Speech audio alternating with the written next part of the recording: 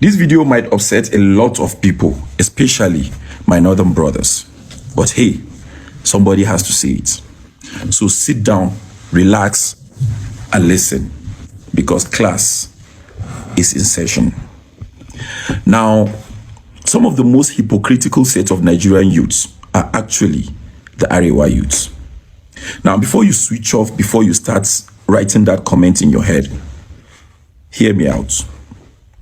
I'm not talking about every single Arewa youth, definitely not. We have amazing youths. I'm talking about a number too big to ignore. And if you keep ignoring this number of these hypocritical people, it's going to keep affecting every single one of us. Now, for almost 2 decades, this country has been bleeding. And if we are being honest, who has been bleeding the most? The North, of course.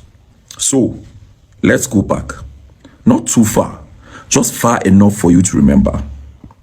Do you remember when going to mosque on Fridays means checking your bag before you step in? Do you remember when Sunday service used to come with that quiet thought in your head that today could be the day? Do you remember when the bomb blasts, wasn't breaking news anymore? It was just another Tuesday. Do you remember how we stared at, other people differently? When a stranger comes within us with a bag, our hearts start racing. When a man is praying way too long, your eyes won't leave him. Boko Haram didn't just take lives, they took our peace. They took the simple, basic human right to walk into place of worship and just worship without your soul, checking the exit first. And when people thought, okay, maybe it's getting better, we don't hear about Boko Haram anymore. Bandits arrived to remind us that hell has many doors. Now, traveling is a gambling today. You hug your family a little tighter before a road trip. Not because it's tradition, because deep down, you both know this could be it. People don't say, see you later with confidence anymore. They say it and pray. And then the call comes in. And instead of you to hear, hello, the journey was fine, I had a nice journey, what you hear is a cold voice telling your family that if they want their son, their daughter, their father to get back home, they need to pay an amount of money that your entire family combined has never held in their lives. Not in a bank account, not in their lifetime. And you have no option. You cannot fly. You don't have the money to fly. You can't take flights. So your only option is to follow that route. Most people can't afford to fly in Nigeria. How much is flights? So they are stuck choosing between a dangerous road and staying in a town with no jobs, no government schools worth name. And fuel is now sitting at around 1,300 plus for each liter, while salaries stayed exactly where they were, years back, with inflation and everything happening. Now, this is the reality. This is what's happening to our people. And after all this, somehow, there are still people online with the audacity to defend the very people whose only job is to protect us from all this. But you don't hear their voices. You don't hear them. They don't unite to speak with one voice when it has to do with security and our lives. But you know where, their voice unites?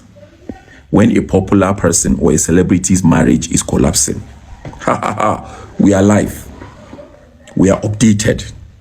We are invested. When someone else's nudes leak online, new updates, suddenly everybody is a journalist. When 2 Kannywood stars or 2 TikTok influencers in the North are beefing each other or cursing each other online, your WhatsApp status, Instagram, TikTok, Twitter, it's everywhere. You cannot miss it. You dare not miss it. When a rich man somewhere in the north is getting married, you must know who that person is. You must see the marriage. It hits everybody. Our voices unite when it comes to that.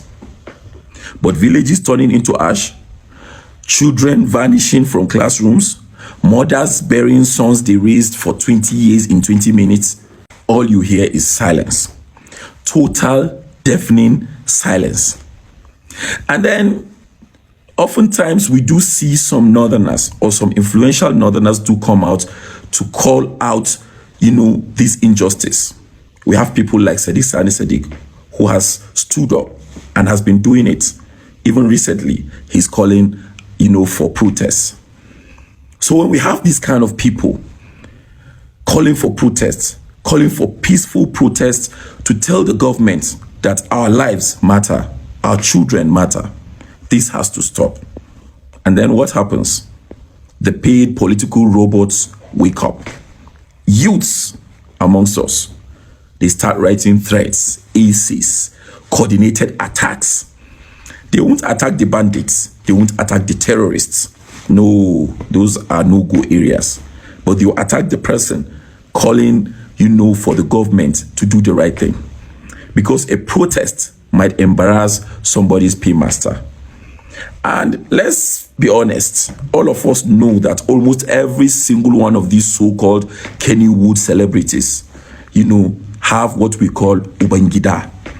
It's like a political godfather. They all have that person, a paymaster, and the moment election season arrives, watch them running from one camp to another, dancing for the cameras, campaigning for the same people who already failed us once, begging for votes for politicians whose last time could summarize in one word: suffering.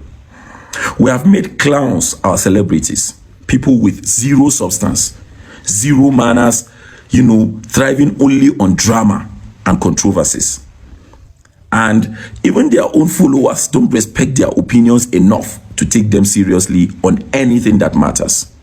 Yet, these are the same people some of you will defend, while attacking someone like VDM, who chose to say, okay, let him protest.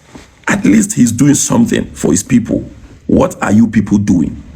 This is a man who is literally protesting against bad governance. And now you call him the problem. When your people want to do it, you say protesting is haram. You start telling them not to do it. You start calling them out. See, I'm not telling anyone how to live their life. But here's the bare minimum. If Boko Haram, bandits, kidnapping, and a government that has failed you on every front haven't moved you to speak up, at least don't speak against the ones who are speaking up. Because the bullets don't check your follower counts before they fire. The bandits don't ask you who you defended online before they strike. You are not immune. Your family is not immune. And the silence you are protecting today might be the silence that buries you tomorrow. Class dismissed. This is Mr. Abdul Reacts.